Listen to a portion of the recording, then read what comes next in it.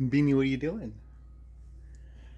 I have some roasted almonds here, and I have some chocolate, and I put it in a bowl and put it on top of my kettle, and I kind of made a double boiler to melt my chocolate down.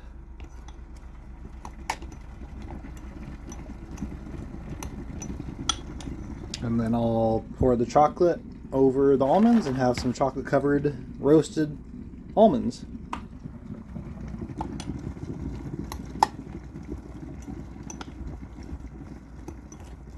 Actually, I could take my pizza pan and lay the almonds out and then drizzle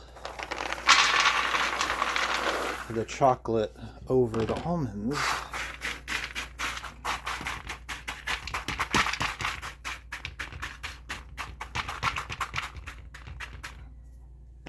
And if you have just regular unroasted, unsalted almonds, they're really good just to toast in an oven or toaster oven. It makes them crunchy, and you can add a little bit of oil or something and some salt if you want.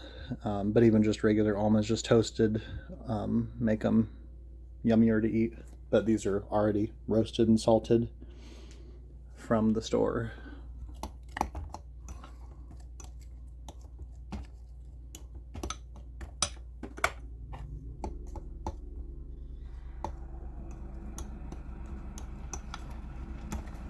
Almost all melted.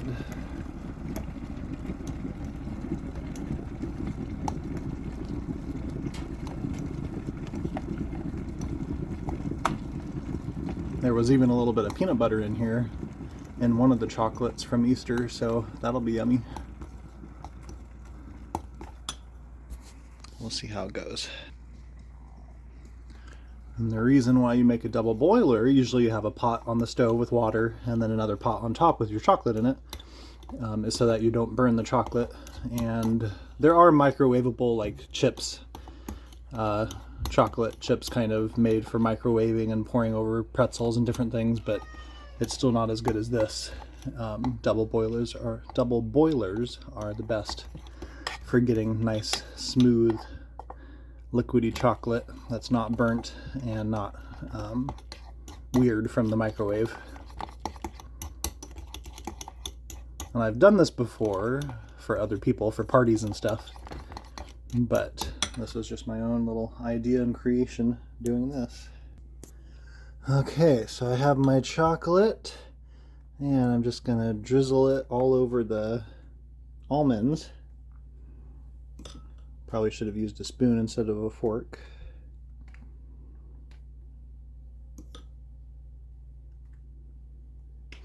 And then I'll kind of stir them up, and then once they're all dried, I'll put them back in this container to eat. Beanie, what are you doing?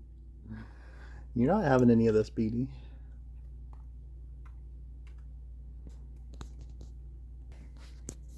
Okay, all the chocolate is on the almonds. Take some of my hot water and get this chocolate bowl washed out. I only have hot water at the cabin if I boil water or my on-demand shower heater in the bathroom shed. This is just cold water that pumps out of there from a 5-gallon jug under the sink. So I have to boil water to clean my dishes. Anyway, I'm going to let this kind of solidify and see how it tastes. Whoops.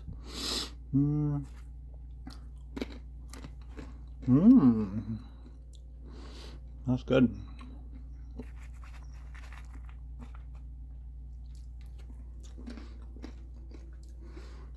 Okay. We'll check them in a little bit once they're... Beanie, you better get away. Once they're dried. Well, once the chocolate's hardened, then I can kind of mix them up and throw them in the container. I realized I should be mixing these up while the chocolate's still wet or melted. That way all the almonds can get covered and have some chocolate. Or I could have just thrown them back in the container and shook them up, I guess. But here I can mix them up and then flatten them back out so they can kind of harden, and then put them in the containers so they can kind of break apart and get mixed up, versus being in a huge clump inside there and all stuck together. Okay, all the almonds have chocolate on them. Now I can let them dry and then kind of break them apart if I need to and throw them back in the container for storage. Yum.